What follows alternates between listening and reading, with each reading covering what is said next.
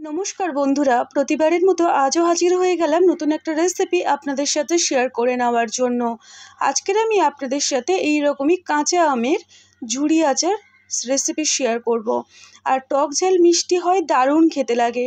আর এইভাবে বানিয়ে আপনি সারা বছর ধরে রেখে খেতে পারবেন। আর রেসিপিটা এতটাই সহজভাবে বানিয়ে দেখাবো যে আপনি একবার দেখলেই কিন্তু শিখে যাবেন। চলুন দেখে নিই কীভাবে করছি। এখানে বন্ধুরা কিছুটা কাঁচা আম নিয়েছি, যেগুলো আঁটি হয়ে গেছে ওই রকম ধরনের আম নিতে হবে। এবারে আমটাকে সাইড করে দেব।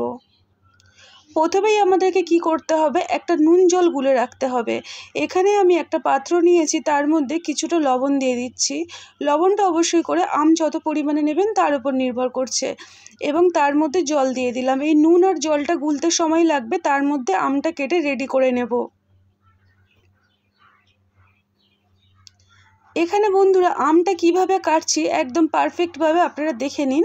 আর এই রকমভাবে কাটলে অনেকটাই সুবিধা হয়, তাই ভাবলাম আপনাদেরকে কাটাটাও দেখিয়ে দিই যে কিভাবে কাটলে ভালোভাবে একদম পারফেক্টলি আচারের মতো আম আমরা পেয়ে যাব।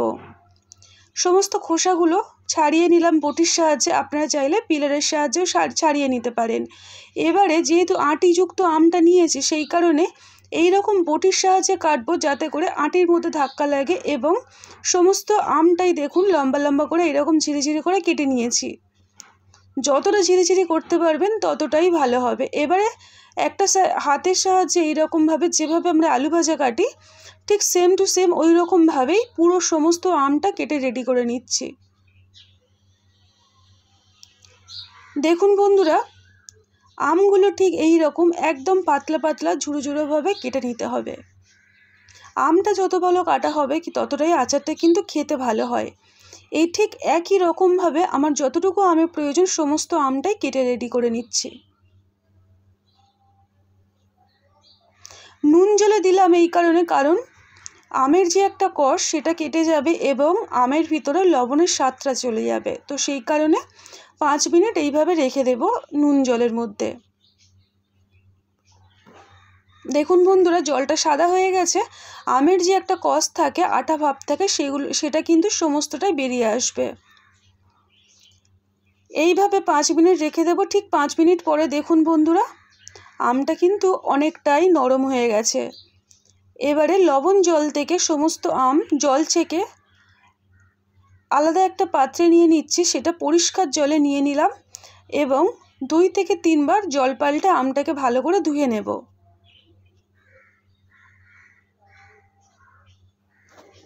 পরিষ্কারভাবে জলে ধুয়ে নিলাম। এবারে একটা সুতির কাপড়ের মধ্যে সমস্ত আমগুলোকে তুলে নিচ্ছি। এই কাপড়ের মধ্যে এই কারণে নিলাম, কারণ কোনো রকমের জল কিন্তু থাকা চলবে না, তাহলে আচারটা বেশি দিন পর্যন্ত রেখে খাওয়া যাবে না। তো সেই কারণে একটা সুতির কাপড়ের মধ্যে এইভাবে সমস্তটা চেপে নিচ্ছি। রোদ্দুরে দেওয়ার কোনো ঝামেলা নেই, এইভাবে একটু জলটা কাপড়ের সাহায্যে বের করে নিলাম, সাইডে রেখে দিলাম।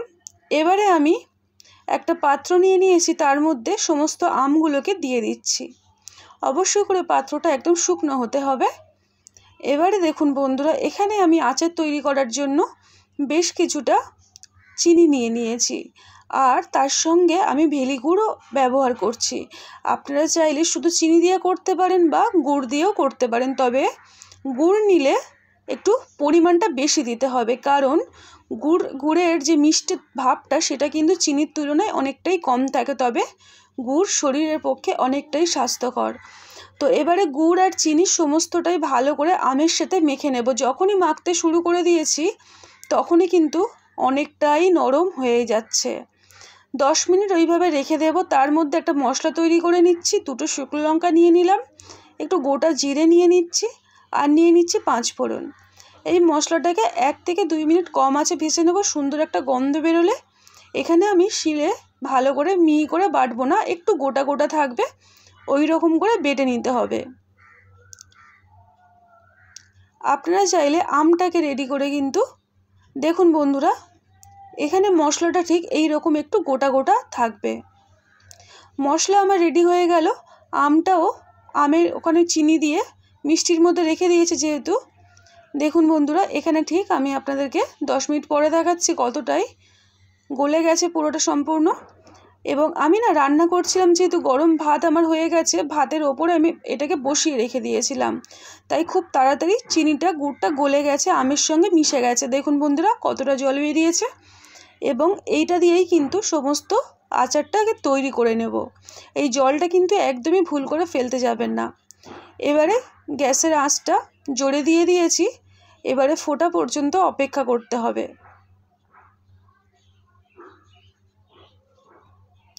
দেখুন বন্ধুরা ফুটতে আরম্ভ করে দিয়েছে, তারপরেই নাড়াচাড়া করব।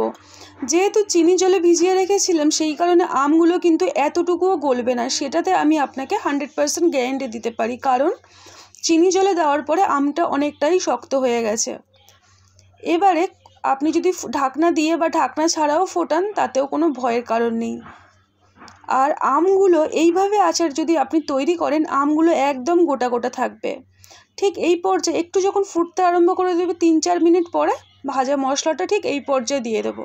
তাহলে ভাজা মশলার যে সুন্দর একটা মিষ্টি গন্ধ সমস্ত আচারের মধ্যে এসে যাবে এবং খেতে ভালো লাগবে।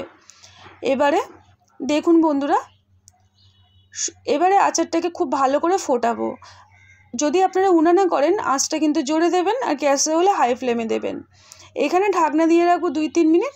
ঢাকনাটা খুলে আবারও ভালো করে সমস্তটা নাড়িয়ে দিচ্ছি। ঢাকনাটা এই কারণেই দিলাম, তাহলে কি হবে, আমটা খুব সুন্দর নরম হবে কিন্তু গোটা গোটা থাকবে।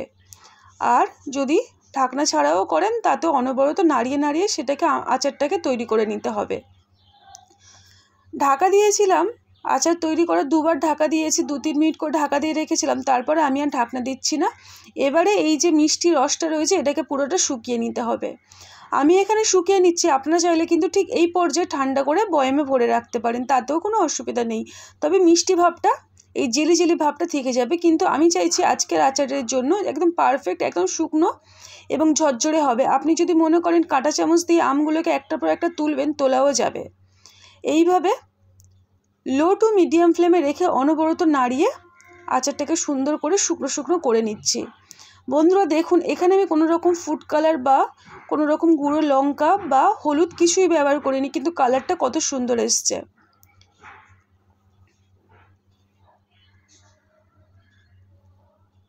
আচার প্রায় আমার কিন্তু শেষের দিকে। দেখুন বন্ধুরা কত সুন্দর কালার এসছে এবং মিষ্টি যে রসটা একদমই শুকিয়ে গেছে।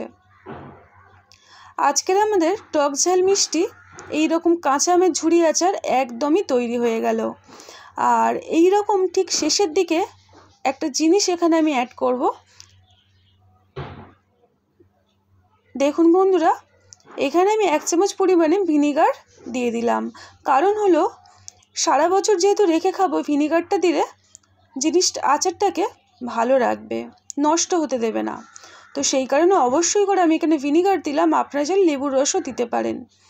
এইভাবে সমস্তটা মিশিয়ে নিলাম। এবারে গ্যাসের ফ্লেমটা অফ করে দেব, দিয়ে ঠান্ডা করে জারে ভরে রাখবো।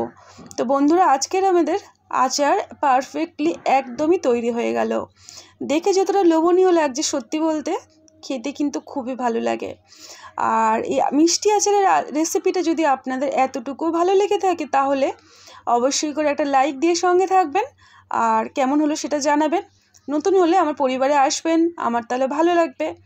দেখা হবে নতুন একটা রেসিপি নিয়ে। সবাই ভালো থাকবেন, সুস্থ থাকবেন। টাটা।